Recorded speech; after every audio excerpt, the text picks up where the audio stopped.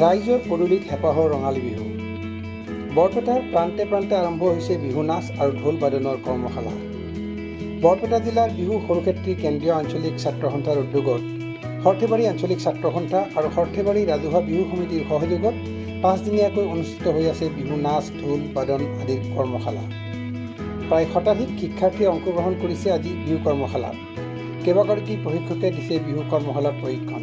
আজিৰ প্ৰথম দিনটোত প্ৰশিক্ষক হিচাপে বৰপেটা ৰোডৰ বিখ্যাত প্ৰশিক্ষক আজিলৈকে কেইবা হাজাৰ ল'ৰা ছোৱালীক প্ৰশিক্ষণ দিয়া প্ৰশিক্ষক জয়ন্ত দাসে প্ৰশিক্ষণ দিয়ে। সহযোগ কৰে দীপক ডেকা, ধৰিত্ৰী ডেকাই।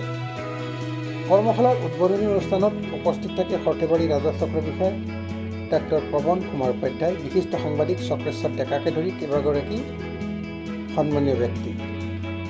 সৰুক্ষেত্ৰী কেন্দ্ৰীয় আঞ্চলিক ছাত্ৰ সন্থাৰ উদ্যোগত সৰ্থেবাৰী আঞ্চলিক ছাত্ৰ সন্থা আৰু সৰ্থেবাৰী ৰাজহুৱা বিহু উদযাপন সমিতিৰ সহযোগত আৰু এই বৃহত্তৰ সৰুক্ষেত্ৰী অঞ্চলৰ ৰাইজৰ সহযোগত আমি ইয়াত 5 দিনীয়া কাৰ্যসূচীৰে বিহু নাচ কৰ্মশালা আৰু ঢোল বাদন কৰ্মশালা আমি ইয়াত আয়োজন কৰিছোঁ। গতিকে এই অঞ্চলৰ সমূহ আমাৰ শিক্ষাৰ্থী এই অনুষ্ঠানত আহি অংশগ্ৰহণ কৰি আমাৰ অনুষ্ঠানটো সাফল্যমণ্ডিত কৰিবলৈ আমি বিনম্ৰতাৰে অনুৰোধ জনালোঁ।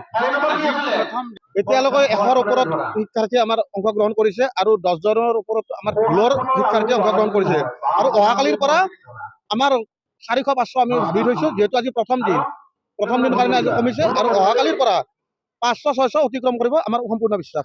5 দিনীয়া কাৰ্যসূচী। কিমান সময়ৰ পৰা 3 বজাৰ পৰা আৰম্ভ কৰি 5 বজালৈকে।